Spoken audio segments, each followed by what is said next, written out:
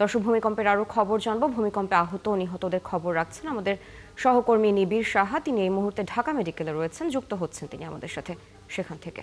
নিবিড়, আমরা এখন পর্যন্ত জানি ভূমিকম্পে 5 জন নিহত এবং শতাধিক আহতের তথ্য আমাদের কাছে রয়েছে। সংখ্যাটা আরো বাড়তে পারে কিনা কি মনে হচ্ছে, এবং যারা আহত হয়েছেন আপনার চিকিৎসকদের সাথে কথা হয়েছে কিনা, তারা কি খুব বেশি গুরুতর আহত হয়েছেন কিনা বা তাদের শারীরিক অবস্থা এখন কি রকম রয়েছে সে বিষয়ে আমাদের একটু জানাবেন।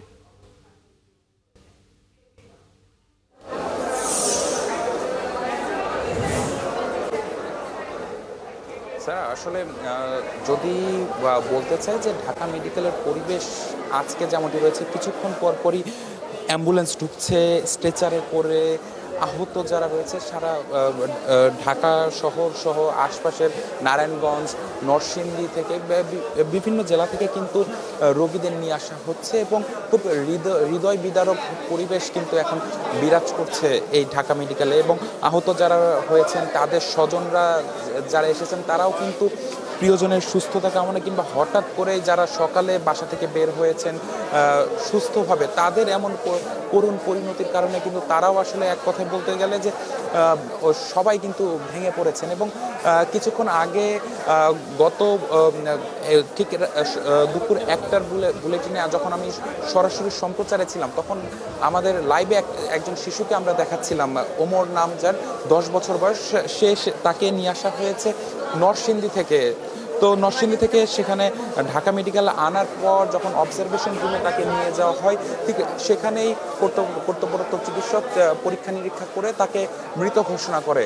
আর তাকে এই ঢাকা মেডিকেলে নিয়ে আসে তার প্রতিবেশীরা যারা ছিল তারা। আমরা প্রতিবেশীদের কাছে যখন জানতে চাইলাম যে তার পরিবারের সদস্যরা কোথায়, তারা কিন্তু আরও হৃদয় বিদারক ঘটনার এমনটি তথ্য কিন্তু তারা দিলেন যে তার বাবা আইসিইউতে ভর্তি, অন্য পাশে তার মা এবং ছোট বোন তারা নরসিংদী সদর হাসপাতালে ভর্তি, এমনটি কিন্তু আসলে তথ্য তারা দিয়েছেন। এবং ঢাকা মেডিকেলের পুরো চিত্রটি যদি বলি যে আমরা ঠিক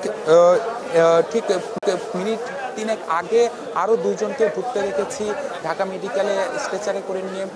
তার পরিবারের সদস্যরা কিন্তু এই ঢাকা মেডিকেলে ঢুকেছেন এবং তার আগে আমরা যে তথ্যটি পেয়েছি মোট 39 জন এবং এখন আরও 2 জন যুক্ত হলো, অর্থাৎ 41 জন। আমরা দেখেছি যে আধা ঘন্টা আগে স্বরাষ্ট্র উপদেষ্টা এই ঢাকা মেডিকেল পরিদর্শনে এসেছেন। তিনি রোগীদের বিভিন্ন আহত রোগীরা যারা আছে তাদের শারীরিক অবস্থার খোঁজ খবর নিয়েছেন, চিকিৎসা ব্যবস্থা কেমন চলছে সেসব বিষয়েও কিন্তু তিনি খোঁজ খবর নিয়েছেন। এবং এখন স্বাস্থ্য উপদেষ্টা তিনি বের হয়েছেন হাসপাতাল